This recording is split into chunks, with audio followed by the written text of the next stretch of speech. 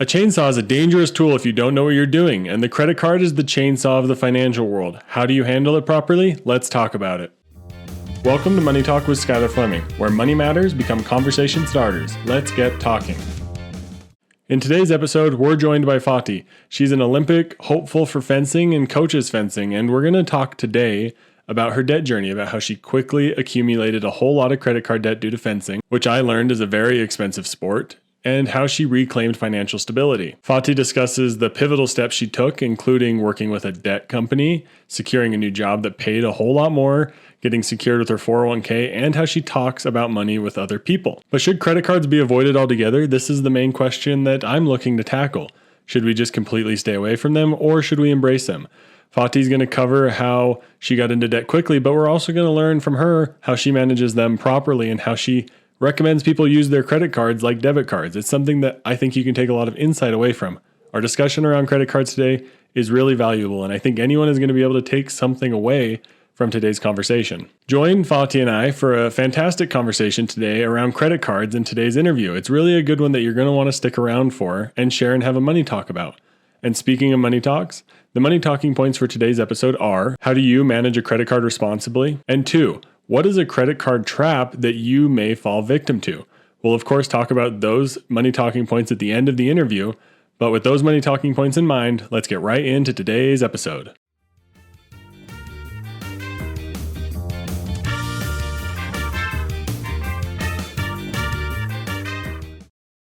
Hello everybody, welcome to today's interview with Fati. I'm here excited to talk about credit cards, getting in and out of debt, talking about money with other people.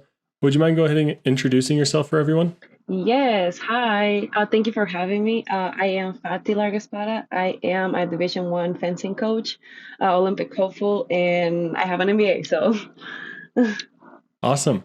Yeah, I remember reading your introduction. You gave me some information that you enjoy talking about money and helping people feel comfortable about money. But it was really interesting. You're a Division One fencing coach. I thought that was fascinating. I've never met someone who's done fencing before, to be honest. So this is a first, but I'm excited to talk about money with you and then learn a little bit about your story. So let's jump into it. Let's jump into it about your debt story. You mentioned that you have a story about getting into debt very fast. Could you elaborate on that for us? Well, I mean, if you have any listeners that know about fencing, they must know that it's not a very cheap sport. My whole life I grew up my family's in fencing, so for me it was kind of easy to just jump right into it without having to be concerned about that. And then I got my MBA. I was a Division One coach there as well. And as soon as I got done with college, I was like, hey, I want to keep fencing, but I want to be in one of the best clubs in the world, and that was in New York City. And it's very, very expensive. Just membership alone was $1,000. And I'm not talking about coaching fees, traveling to competitions, equipment, all of those things add up. And if you want to have a good season, you're spending about $20K minimum. And I was looking to qualify to the Olympics back then, so it was also a lot more expensive to be able to go to these tournaments, make the points. It was a lot. And so that kind of started ramping up my debt. And I ended up getting, a bunch of credit cards, and I was just putting everything on the credit card and saying to myself, I'll pay back. And I got to a point where I was about 1,100. No, yeah, 11,000. Yeah, 11K debt, a lot, over 10K, right? Yeah, so it was that is a lot. It was a lot of debt, and I was just what am I gonna do now? And at that point, I had I'm an immigrant, so I was on an OPT then, and I was a property tax company working for my year that I was able to, and then I was done with that, and I was well, I have all this debt, how am I gonna pay for this? And so I started researching a bunch of stuff. Well, also I got a fencing job that wasn't honestly not even paying me enough to be able to afford the debt that I also had. On top of my living and all those things, I was making very little. So I was really concerned about what was I gonna do. And then on top of that, taxes, I was just dang, I'm just wrapping up debt like nobody. And so I decided that's kind of how I got into that, right? And so I started looking for ways to get out of it. And I ended up finding a company that just kind of helps you out, talk to the creditors like they talk to the creditors Yeah. on your behalf, and you just have to like pay a certain amount every Yeah. month, and they'll take care of it. And I was doing that for like about 2 years and a half, almost 3 years. And little by little, I started making changes here in my life, even leading on to my job that I'm currently at right now, which is like, it has been a great blessing to be able to get back on track with my good credit and everything. So just kind of was able to land up as like a company that helped me work with the creditors. I started paying, and I was just a little more tight with my spending. Yeah. Would you say then, did it feel like the debt just ran away from you? Did you realize you were getting into that much debt, or was it just kind of all of a sudden you woke up and you're I $11,000 in debt? realized that, and I was trying to pay little by little, but it just got out of hand, and I just couldn't. I just couldn't keep up with it Couldn't anymore. keep up with it. Yeah. Yeah. So you tried to be aware of it. That's really good. What did you, so you mentioned you got help from a company. You got in with one of those companies that negotiate with creditors, it sounds like, and you pay them a fee and they help you pay down the cards. What else did you do? Like, did you cut way back on your spending? Were you living on a super cheap diet, or? Well, I was living on a very cheap, like I was getting paid very cheap. So I had to find, like I was in New York City at that point, right? So I found an apartment for like, well, I was living with a bunch of people. So I was paying about $600 a month. At this point, I was making $2,500, which is like unlivable if you really think about it. And so I was just trying to save the most that I could. My family did help me a little bit, not with the debt, like just with living situations, sometimes here and there.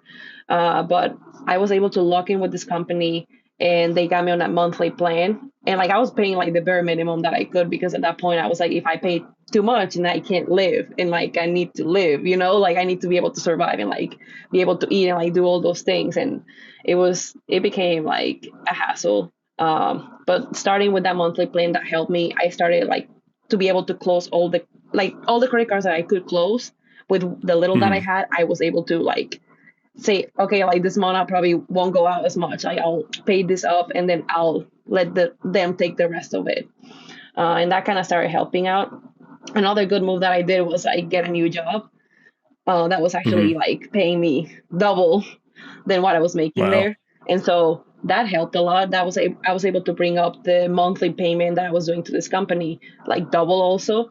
And I was able to pay also some taxes that I owed. And like that, honestly, like that kind of just ended like 6 months ago, like it's not like I'm just like free from Wow. that like for a long time. It's been like a couple months. And with that, like I also was like, well, this job came with my 401k, that was something that I couldn't even think about back then, because I had so much debt that I was like, okay, I can't even think about saving when I have all this debt. So that was one thing. So that alone got me a little bit less stressed, because I was like, well, something's been saved up, and like it will be I'm gonna be taken care of in the future, right? Because of this one thing that's been saved up. And I upped the payments for that debt, so that helped a lot. I also got one of those debit cards that help you build credit, which I was a little skeptical at first. I was like, I don't know how this is gonna work out, but I like committed to that process, and my credit started changing a little bit just because I started making those changes. Like my credit was horrible. It was like in the 500s, man. Like it was Wow. pretty bad.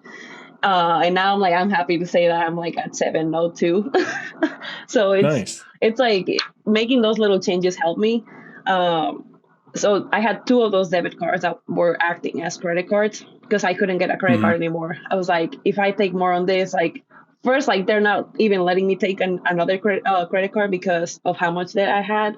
And so like they were like, we're not gonna do this. Like you're insane. So I was getting denied for things. I was like, okay, like you know what? I'll just make it work with what I have, and then once I actually have time and pay all my debt, I'll be able to lock in a credit card. And so I kind of focused on that, and little by little, I was able to get a new credit card too, also, and pay all that debt. So it was a long process. I thought I would never see the end of it. I was working with like Excel sheets to see like how much money could I just pay off as much without having to like sacrifice all the good things of like socializing with friends and being able to go out, like all those things. Like they they got taken care of, but I was looking at my Excel sheet constantly as to like how many more months do I have to keep doing this to be able to pay. Yeah. So it sounds like you kept very close track. You had something driving you. You wanted to get out of debt. What do you think the benefit of working with that company was? Was it just having someone that you were accountable to, that you owed them money, so they helped you out, or?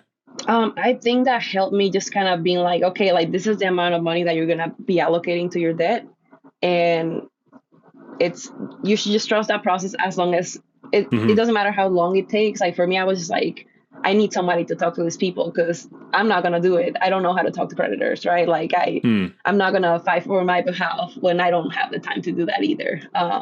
So I was able to do that, and I think it helps. I think like at first, like it can seem a little scammy, I would say, Yeah. but in the end, like I didn't pay more than I owed. So I think that that kind of like having those people vouch for me helped a lot. And it's not something that I'm like recommending, like don't get in debt. Obviously, I will Yeah. never want anybody to go through that because like it sucks, right? Like you want to do all these things, travel, buy gifts for your people, right? And you can't even do that because you have so much debt. So that was a struggle. Yeah, I can imagine. And wow, that's really, we started right off with a story of you getting into debt, getting out of debt. The main factor behind this episode is talking about credit cards, and maybe a little bit of your story. People are hearing, should we stay away from credit cards altogether? Should we not bother with them? What's your opinion on credit cards? Well, as I was like starting to learn about those things, like I was actually in like my last year of my MBA, and I had a friend that had just graduated, and he was like, hey, I think like this is like, he's like, I've been researching a lot. I think that you should, if you want to get a credit card, you should start like with the bank that you have currently. At that moment, I had Bank of America.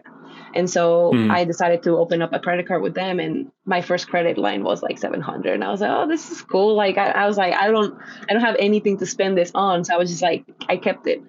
And I ended up going on a trip to Orlando, and I ended up meeting the people from American Express, and they were like, oh, we're giving credit cards out, like, and your entrance for the park will be free. Like they had some promotion that like dragged me. And I was like, okay, like maybe my second credit card. And they gave me like a big credit line. They gave me like a 4,000 credit line. And I was like, wow, like what am I going to do with $4,000?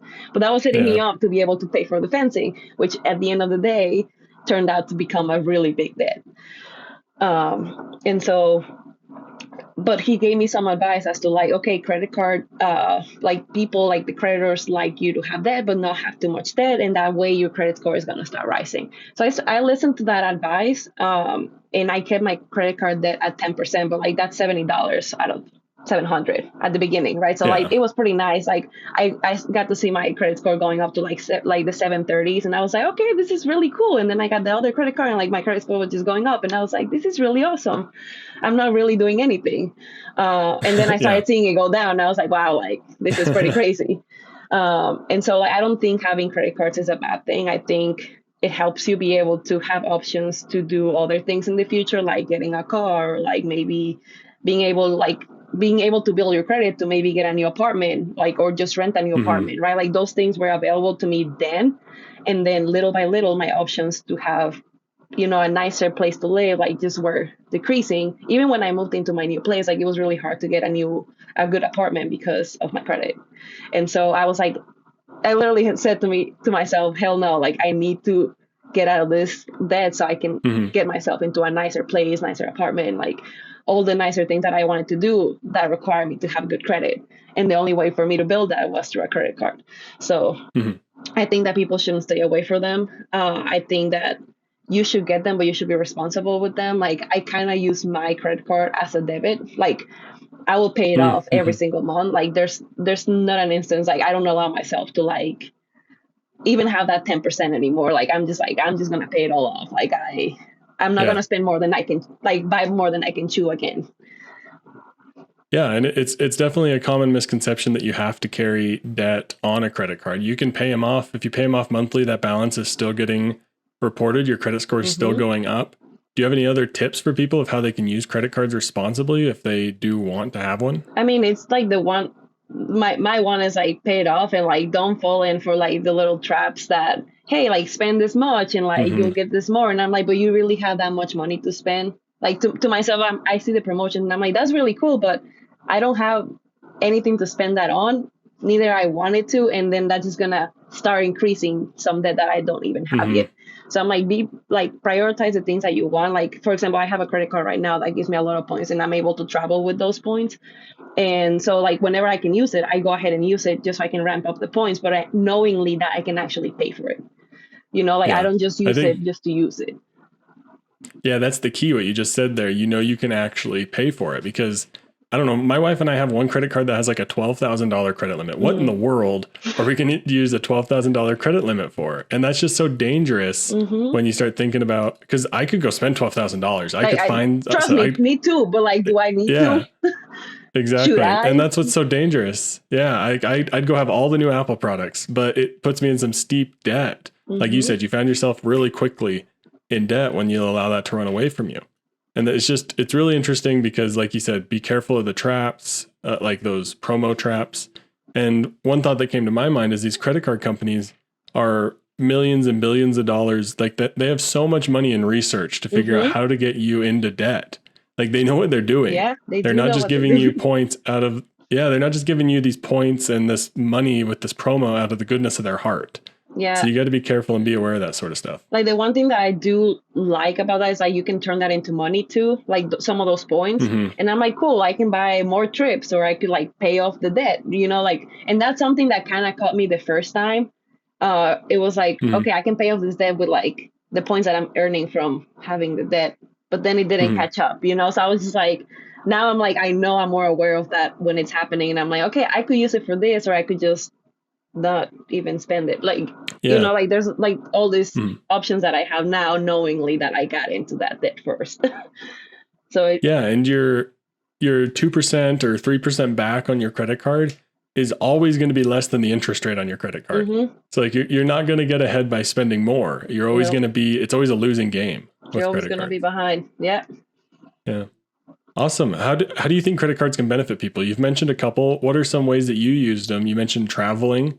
Is there any other ways you like to use credit cards? I would say, the travel really helps, like, especially if you're like, I travel a lot. And like, for me, having a credit card that benefits my travel, as in like getting free bags, or like getting into the lounges, or maybe if you travel once, like you'll get double points. Like those things like really help me because of my lifestyle.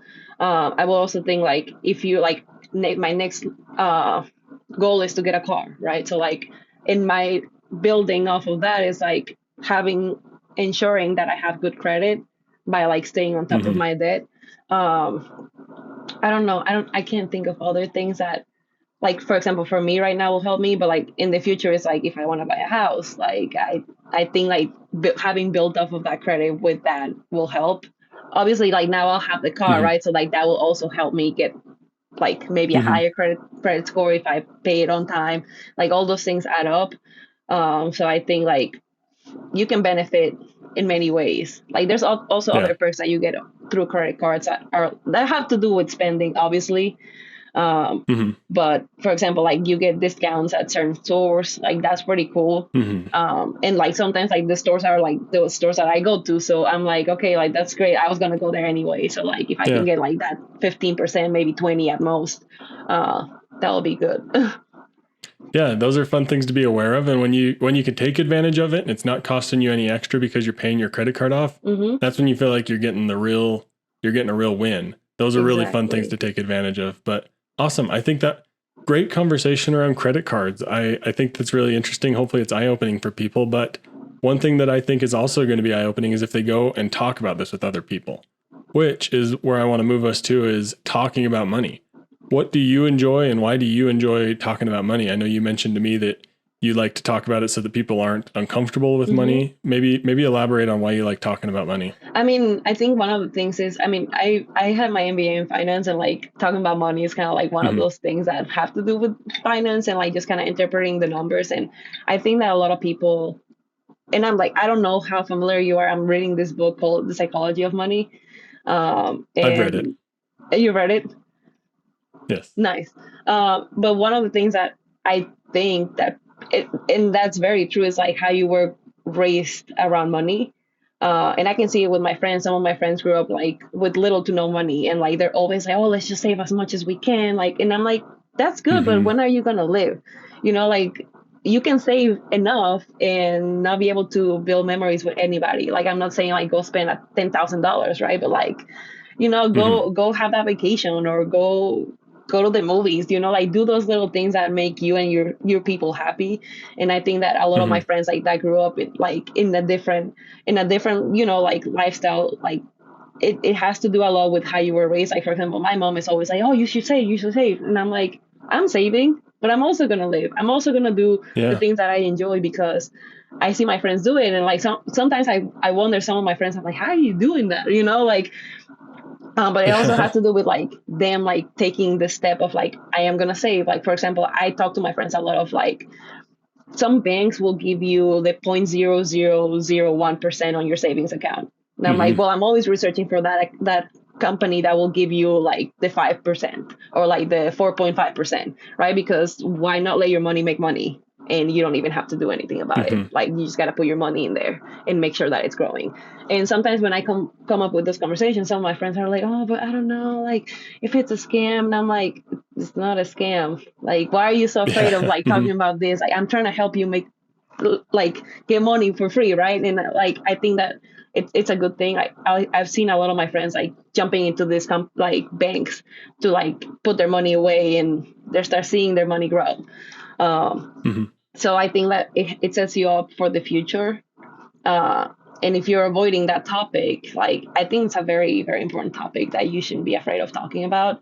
I think you should be comfortable talking about money, because it's something that we all have, but we don't know like what to do with it, right? Like, sometimes we don't know what to do with Hmm. it. And sometimes we're learning as we go. Like, how do you know about investing if you don't talk about it, right? Like, and that has to do with money. So I think that it's a lot of my Hmm. friends have become more open because I always bring up the topic. So, Nice. and sometimes they ignore me, but like, I will keep doing it because I want them to do well in the future, and I want them to succeed, and I want them to like have the things that they say they always wanted. And how are you gonna do that if you can't even get out of your 0.001 savings account? Like, that's not gonna save you any Yeah. money.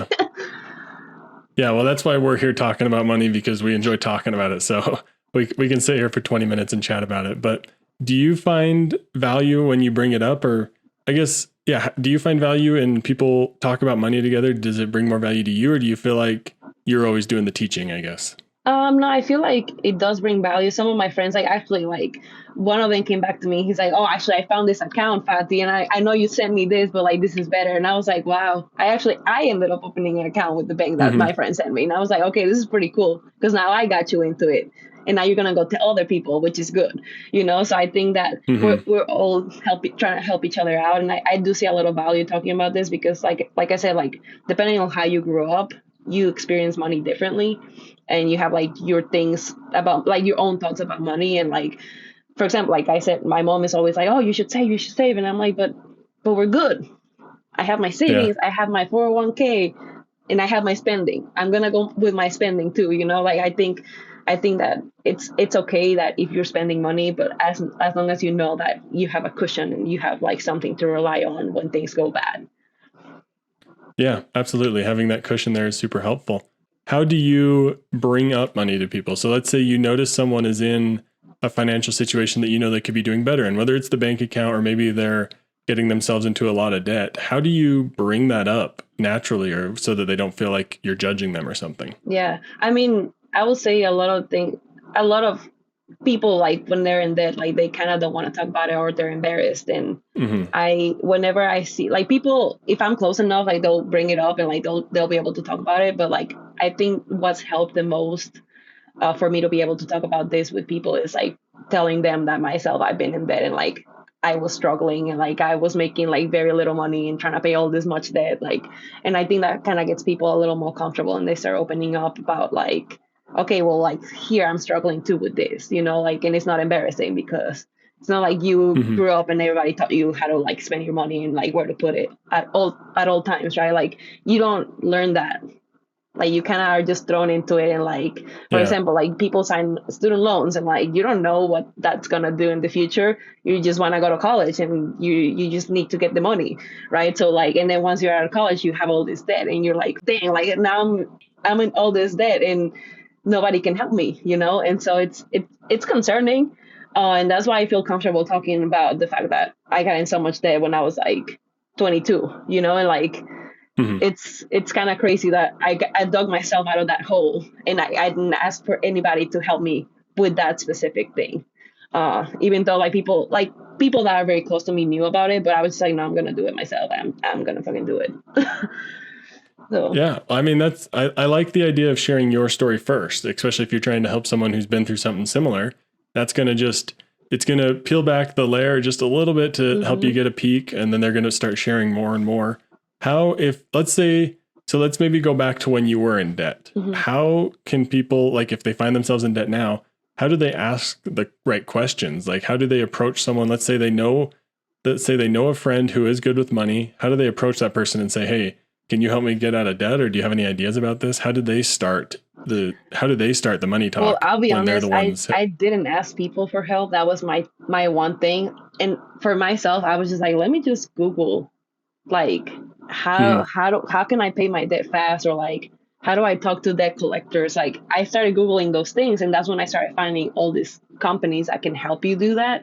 And I was like, and at first I was embarrassed to tell anybody that I was doing that, so I just kept it to Mhm. myself. I was like, I'm just gonna pay somebody to do this and like have it be moved on. But like, I think that it was better. It would have been better for me to talk to somebody, like actually my friends, and be like, hey, like, I'm struggling. Like, I don't need help, but I just need somebody to Mhm. listen to me. And maybe I Yeah. would have gotten a lot of my friends being like, hey, like, you could do this or you could do that, because at that point I didn't know, and like I was mostly embarrassed Mhm. rather than like anything else. I was just like, how did I put myself into this situation? Like, I just don't understand it. But I wanted to do all the things that I did, and so I did not think in the moment. But afterwards, I was like, yeah, I could have talked to a bunch of people, and a bunch of people would have been like, here are the options, maybe, or we'll just Yeah. listen. I think that you shouldn't just like compartmentalize that, because it's something very like psychological also, like money's like very psychological, Mhm. right? And like, if you that started putting a negative stigma on money for me, right? So like, had I been open about it, probably would have been a better thing just for my overall well-being and you know health. Mhm. Yeah. But it's not Awesome. embarrassing. Like, nobody teach you about money like that, right? So like, I think that people should be open and not feeling embarrassed about it, even though it's easier said than done. But once you experience Yeah. it, you kind of lose the embarrassment. I think that's a great way to summarize it as it's not embarrassing. No one teaches you about this. So Hmm. like you shouldn't expect yourself to know how to avoid it. So it's okay and just ask someone some simple questions. Let them help you find options, but this has been a fantastic conversation. We've gone through quite the journey of your story getting in debt, getting out of debt, and even coming out of debt and still saying credit cards are good and can be useful. Hmm. But also, I really hope people were able to take some away from this conversation about how to start their own money talks and how to ask people those Yeah, hard money questions. But Fati, thank you so much for joining me today.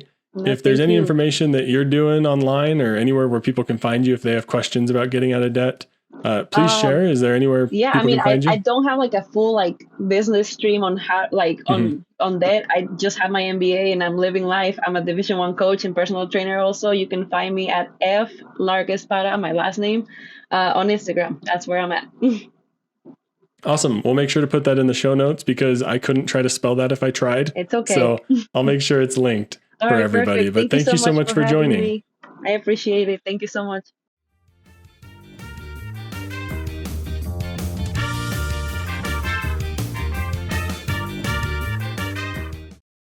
So, what kind of impact can you expect, or what are some things that are key to take away from today's interview that I thought were important? One of the first takeaways that I have is the importance of being aware and proactive about your financial situation.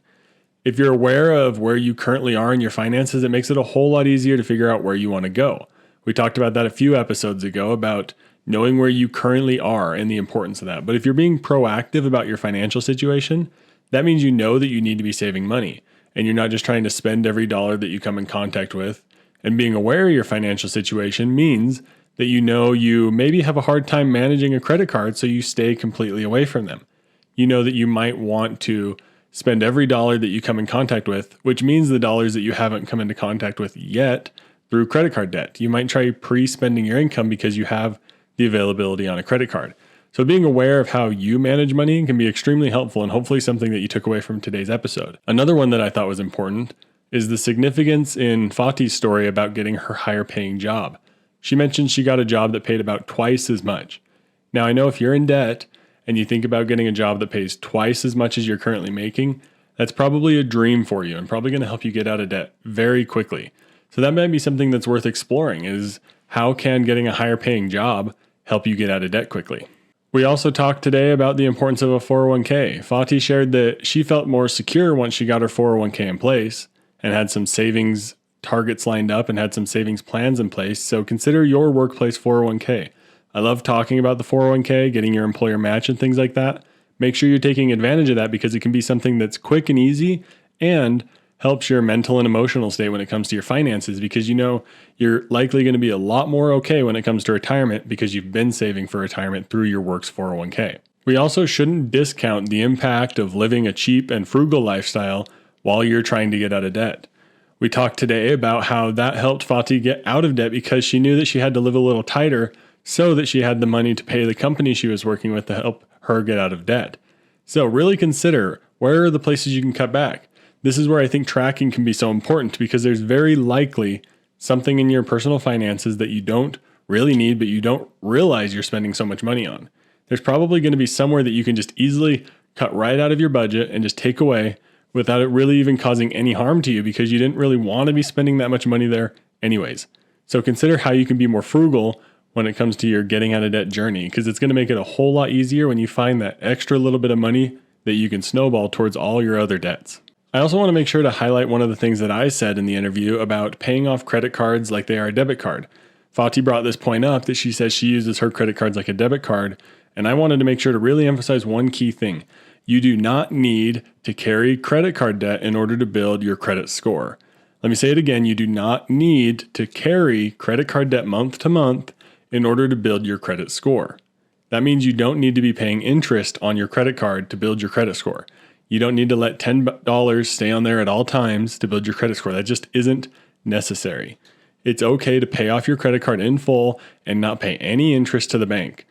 How I like to handle it is by paying my credit card off monthly. It's one way that I manage my credit cards responsibly, and there's still balances being reported to the credit bureaus showing that I'm using the credit card. It makes it way easy to manage and helps you stay on top of it. Another thing that I think is extremely important is starting money talks with your friends and starting money conversations with people who might be in debt. Maybe they're laying seeds and planting hints that they want to get out of debt, but they don't know where to start. But you know where to start. So start that money talk today, and it really will help everyone get out of debt. And like Fati shared, don't be embarrassed by your story. Help other people not feel embarrassed. Share your own story to encourage them. And you're going to help so many people in your journey as you start sharing your money story and your money journey with other people. Next, I want to talk about the 2 money talking points and how they apply to my life a little bit and how you can talk about them with other people.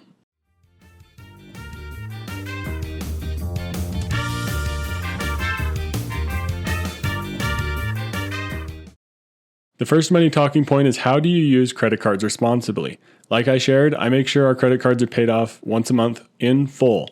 How do you manage credit cards responsibly? Do you make sure you pay them off with each transaction because you're just getting started with credit cards and you don't want to let that debt run away from you? Do you make sure to pay it off monthly? How do you manage your credit cards responsibly?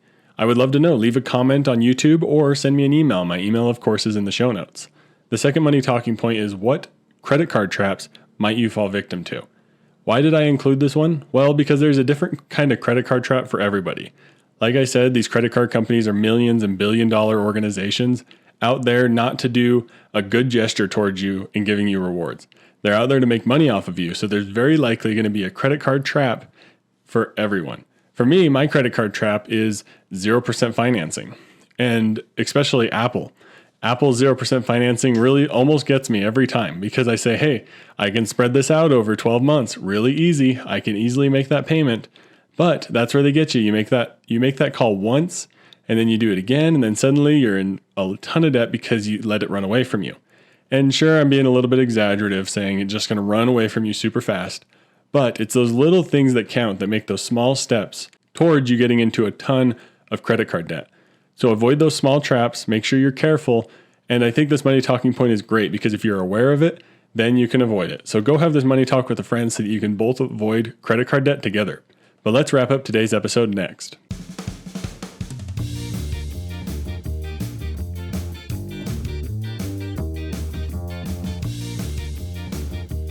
Thank you so much for listening to today's episode and interview on Money Talk with Skylar Fleming. I hope you were able to take something insightful away from that conversation with Fati.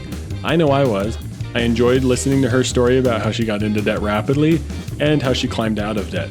And this really begins a new phase that I'm trying to start with Money Talk with Skylar Fleming, and that's talking to regular, everyday people about their money stories. So do you know somebody with a money story that's really interesting or fun to talk about, or someone who really loves talking about money? Let me know. Send me an email. My email is in the show notes, or leave me a comment on social media, and I would love to get connected with whoever you'd like to hear me talk about money with. But be sure to follow on YouTube because I'm sharing some great video content over on YouTube, including last week's episode. So be sure to check out that episode all about the 401k, the employer match. It's a little bit of a further deep dive from the conversation we had on last week's podcast.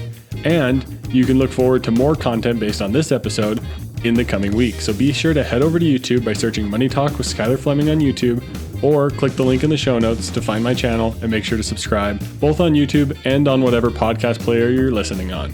But thank you for listening. If you could please share with a friend, have a money talk with them, or leave me a 5-star review, I would greatly appreciate it. Thank you for listening to Money Talk with Skylar Fleming.